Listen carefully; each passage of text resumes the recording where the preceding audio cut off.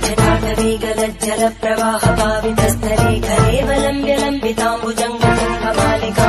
कार्तिक के महीने की शुक्ल पक्ष तीज है। शुक्ल पक्ष की आज तीज है और कार्तिक मास महात्म का 18वां अध्याय शुरू। तो नारद जी ने कहा,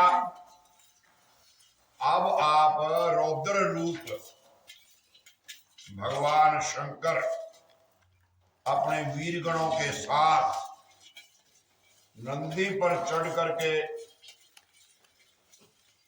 हंसते हुए युद्ध भूमि में आए।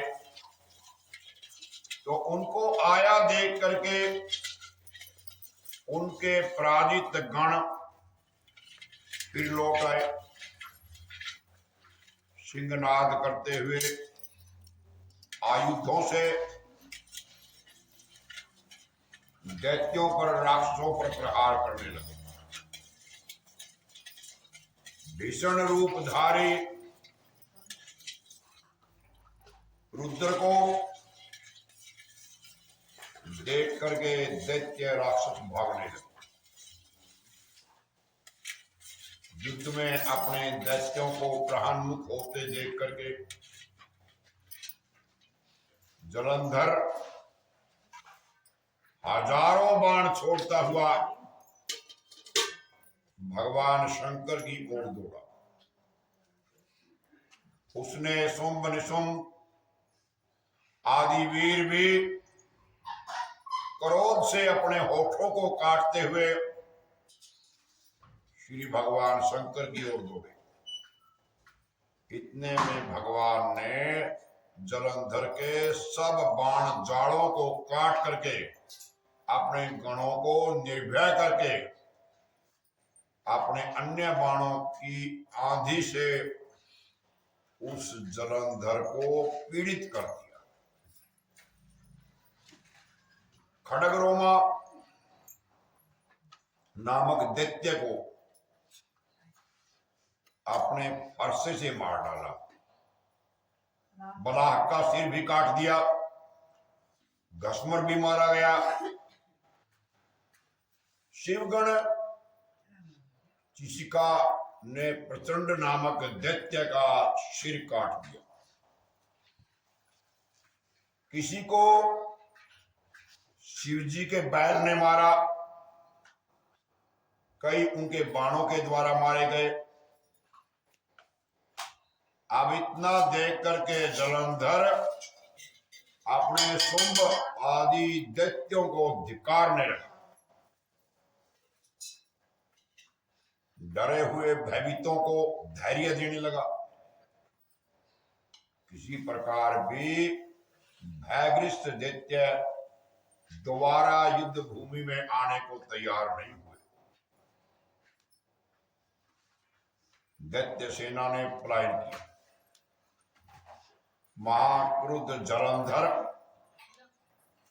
अब शिवजी को अपनी ओर ललकारने लगा और साथ ही उसने 70 बाण मार करके शिवजी को भी दगद कर दिया। बहुत से बाणों का प्रहार किया। शिवजी उसके बाणों को काटते रहे। यहां तक उन्होंने जलंधर की ध्वजा, छत्र, धनुष आयुध को भी काट दिया। फिर 7 बाण मार करके उसके शरीर में आघात पहुंचाया।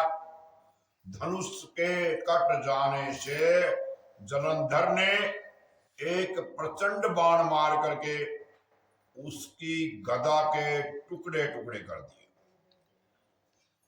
तब उसने समझा कि ये मुझसे अधिक बलवान है। उसने फिर गंधर्वी माया का सहारा ले लिया। वो उत्पन्न पैदा कर दिया। अनेक गंधर्व अप्सराओं के गण पैदा हो गए। वीणा, मृदंग आदि बाजों के साथ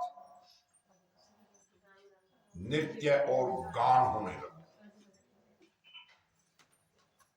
इससे अपने गणों के साथ भगवान शंकर भी मोहित हो गए। भगवान शंकर वैसे भी नाचने गाने से जो है थोड़े ज्यादा ही उत्सुक हो जाते हैं। भगवान शंकर के आगे थोड़ी ही देर कोई भजन कीर्तन करके नाच ले गा लेना, उस पर भगवान जल्दी प्रसन्न हो जाते हैं। कौन पीछे कथा कर रहे हैं? कथा करेंगे, कथा करें।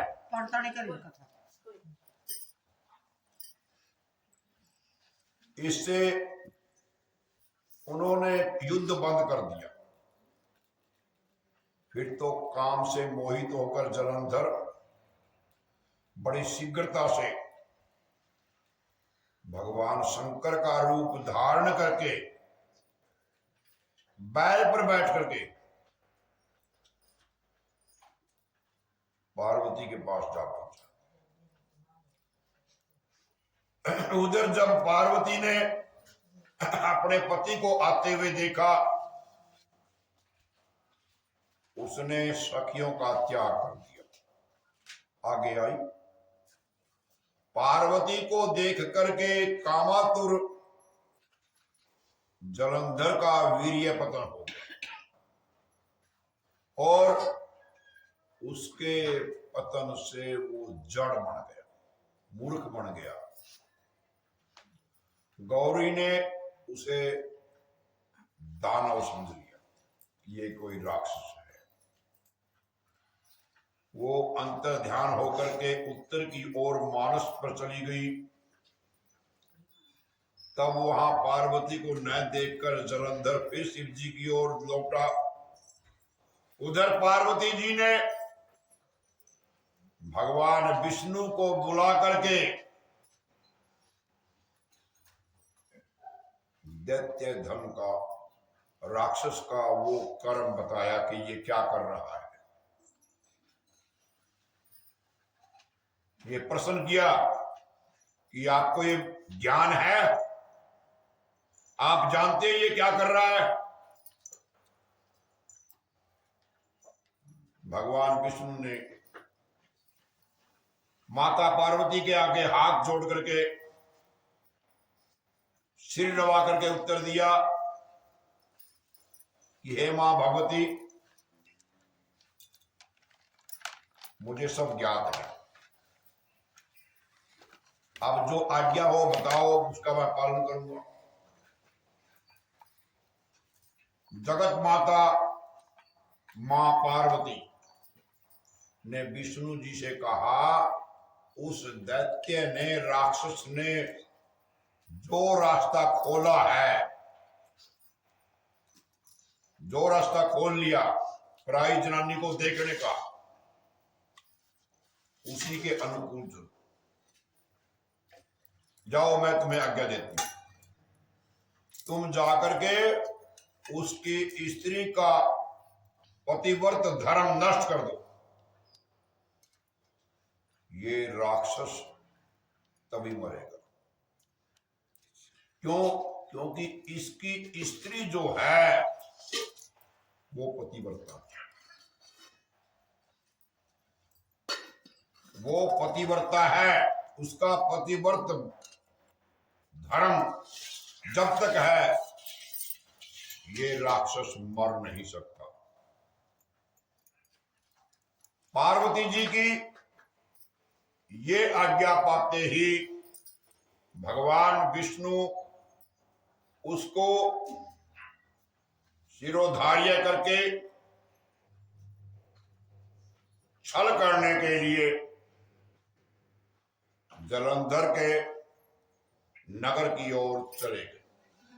सभी देवताओं ने भगवान विष्णु की स्तुति की। श्री कमल